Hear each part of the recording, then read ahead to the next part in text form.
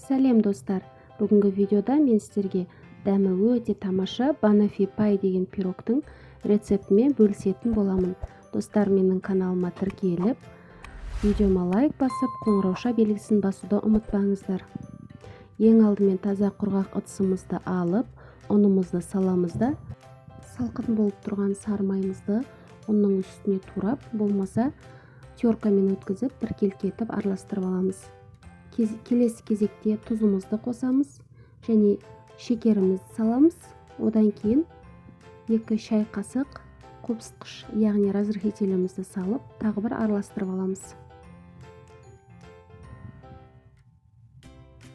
Біркелкі етіп араластырып алғаннан кейін бір жұмыртқамызды шағып саламыз да, жұмсақ қамыр елеміз.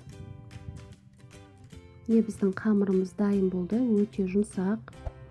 Енді достар, менің осы видеома лайк басып, каналыма тіркеліп, қоңырауша белгісін баса кетіңіздер.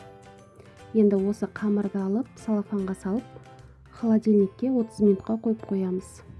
30 минут тұрды, енді шығарып, формаға әдемілеп бір тегіс етіп төсеп шығамыз. Бортиктерін көтереміз және де әдемі біркелкі болып тұру үшін вилканың көмегімен осылай тегістеп шығамыз. Қамырдың астын төменгі жағын қалың қылыңыздар. Менде 3 шағын банан кетті, начинкаға ұзынша етіп осылай видеодағыдай турап алыңыздар. Енді вареная сгущенка неғұрлым жақсы болса, пирогтарыңыз жақсы болады. Мен осындай любимая дегенді қолдандым. Айта кететін жайт, варенканы шілей қалың етіп жақпай-ақ қойыңыздар.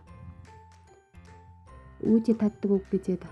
Енді сливкиге кірісеміз.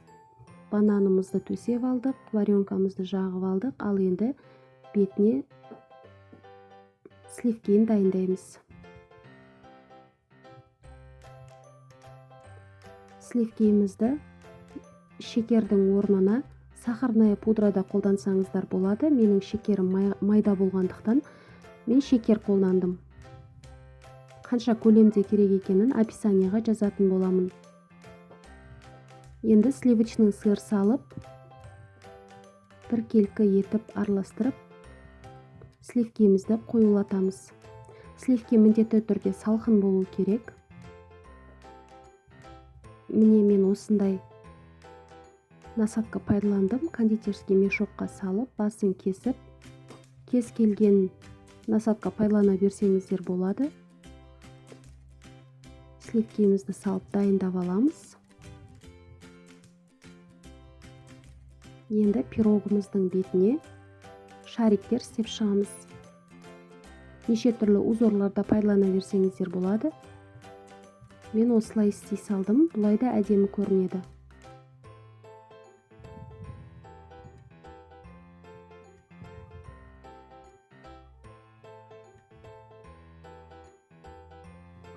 Сливкиден шариктер жасап шықтым.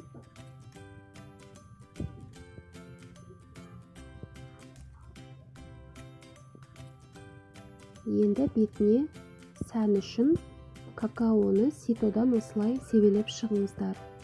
Егер сіздерде какао болмаған жағдайда, онда шоколадты ерітіп, бетіне ағызып шықсаңыздар да әдемі көрінеді. Bir разрезе осындай болады. Достар, сіздерде жасап көріңіздер, өте дәмді және өте оңай пирог. Достар, менің каналыма тіркеліп, қоңырауша белгісін баса кетуді ұмытпаңыздар.